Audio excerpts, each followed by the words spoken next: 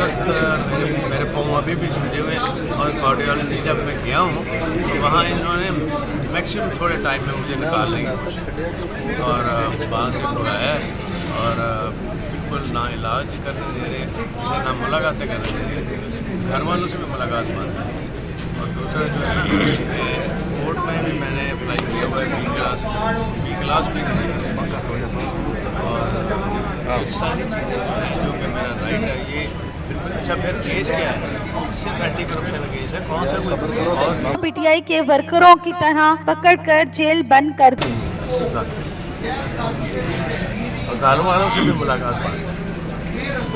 अच्छा चौधरी साहब, ये जो आजकल प्रेस कॉन्फ्रेंस का सिलसिला हो रहा है, कोई आप इस तरह की प्रेस कॉन्फ्रेंस पीटीआई की छोड़ने का इरादा?